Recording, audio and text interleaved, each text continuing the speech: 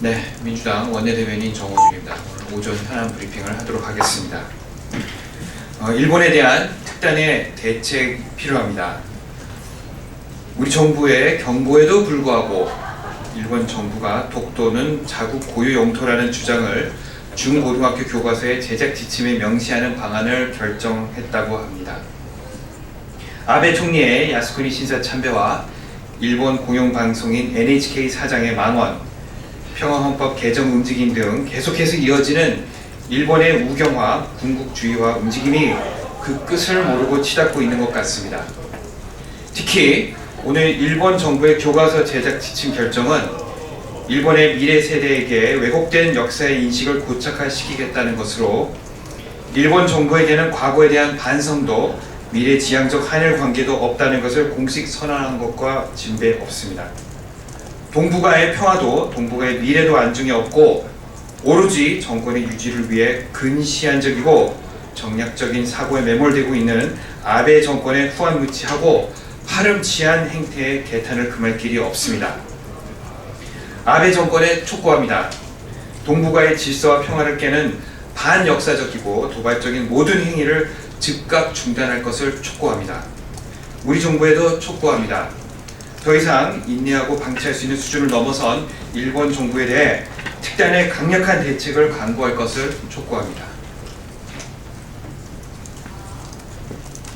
두 번째 브리핑을 하도록 하겠습니다. 개인정보 대량 유출 사태의 근본적인 대책은 무능한 정부 당국 책임자에 대한 경질에서부터 비로소 시작됩니다. 어제 박근혜 대통령이 수석 비서관 회의를 주재했습니다. 이 자리에서 국민의 마음에 상처를 주는 발언을 하는 공직자가 없기를 바란다 하면서 이런 일이 재발 시에는 그 책임을 반드시 물을 것이라고 발언했다고 합니다. 어제 대통령의 말씀은 현호석 부총리에 대한 빗발치는 경질 요구에 대해 사실상의 거부 의사를 밝히한 것은 물론이고 개인정보 대량 유출 사태의 관리감독 책임자인 금융당국 수장들에게 재신임 의사를 표명한 것에 다름이 아닙니다. 국민들의 인식과는 동떨어진 대통령의 안이한 상황 인식에 다시 한번 놀라움을 금할 수 없습니다. 국민은 레드카드로 퇴장을 요구하고 있는데 재신임 카드로 면죄부를 주는 대통령의 발언, 국민들도 납득하기 어려울 것입니다. 경고성 재신임으로 이 사태를 어물쩍 넘기려서 해서는 안 됩니다. 개인정보 대량 유출 사태의 근본적인 대책은 무능한 정부 당국 책임자에 대한 경질에서부터 비로소 시작될 수 있다는 것을 대통령은 명심하셔야 합니다. 대통령의 결단을 다시 한번 강력히 촉구합니다. 세 번째 마지막 브리핑 하겠습니다. 기초선거 정당 공천 폐지 약속, 대통령이 응답해야 합니다. 기초선거 정당 공천 폐지에 대한 결론을 내지 못한 상황에서 국회 정개특위 마지막 회의가 오늘 개최됩니다. 민주당은 그동안 지난 대선 박근혜 대통령의 공약이었던 기초선거 정당 공천 폐지 약속의 이행을 촉구한 바 있습니다.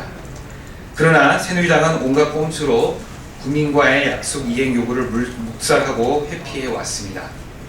박근혜 대통령은 대국민 약속의 당사자이면서도 새누리당의 공약 파기 움직임에 대해 침묵으로 일관해 오고 있습니다.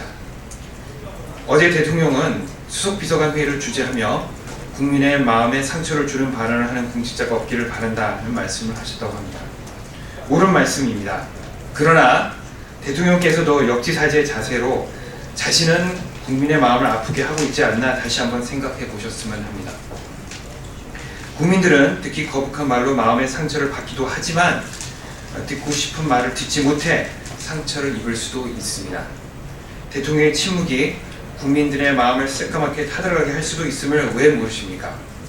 국민들은 하늘이 무너져도 약속은 지킨다던 대통령께서 국민들 앞에 약속하신 기초선거 정당 공천제 폐지를 이행하겠다는 이 한마디 말씀을 학수고대하고 있습니다. 더 이상 국민의 마음에 상처를 주는 대통령이 되지 않았으면 하는 마음이 간절합니다.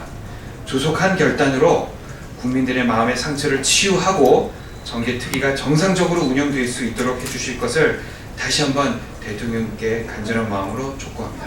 예, 이상입니다.